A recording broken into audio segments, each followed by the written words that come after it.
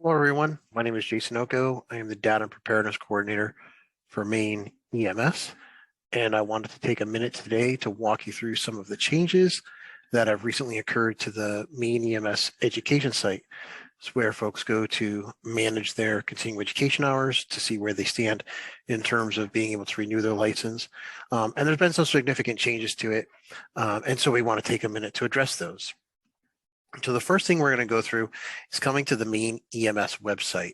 There's several ways to get to some of the educational resources here. I'm going to cover the most direct one, and that is through the eLicensing portal.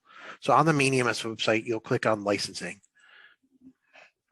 That'll open up to the EMS personnel and service licensing page. And there's a big green box here that says eLicensing portal, or it's available here on the helpful link side, and you can click this portal and it'll take you to the eLicensing site.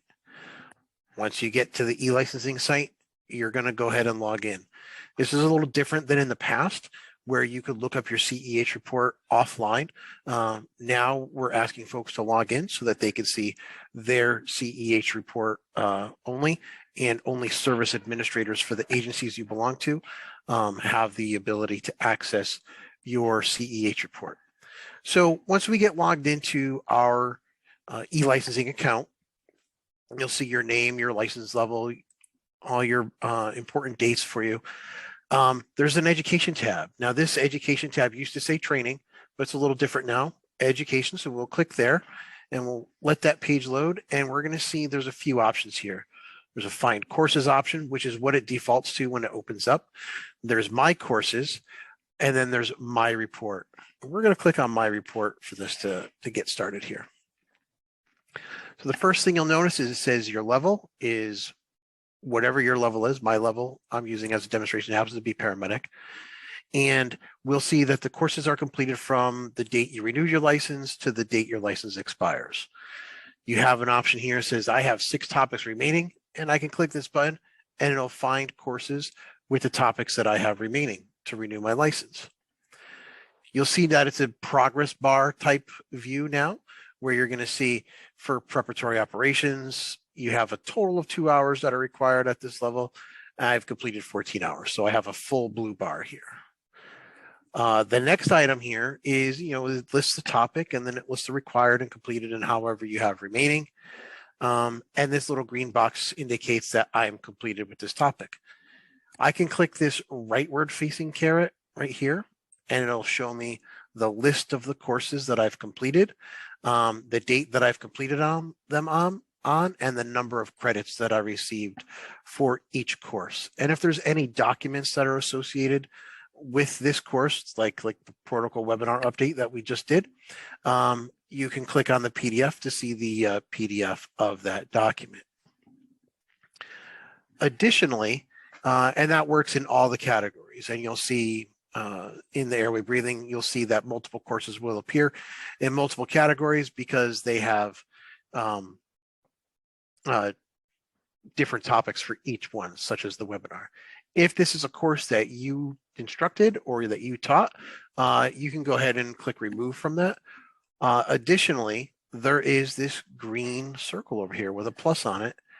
This green circle with a plus allows you to click on that.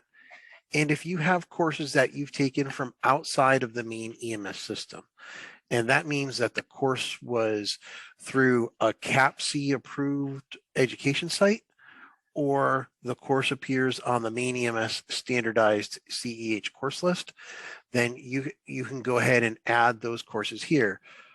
So for instance, if you had a CPR card that you wanted to add, you could add healthcare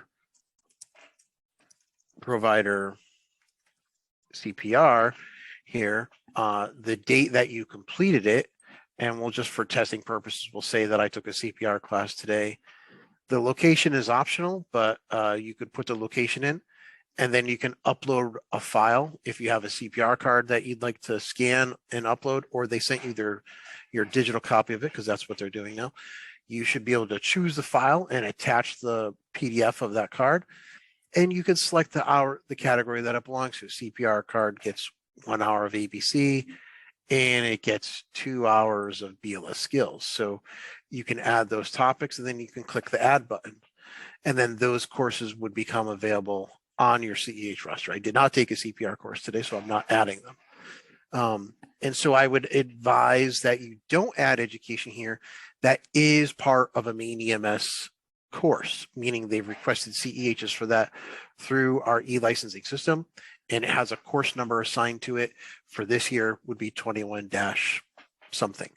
If you're signing a Maine EMS roster for the course, don't add those courses here with this plus button. Your course instructor will get the roster added to the education system, and then those hours will appear on your continuing education report. And that's all I'm going to show you in this little brief video.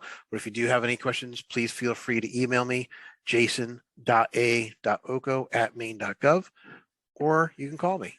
I will put links to all of these sites in the description of the video. So thank you for watching, and have a safe day.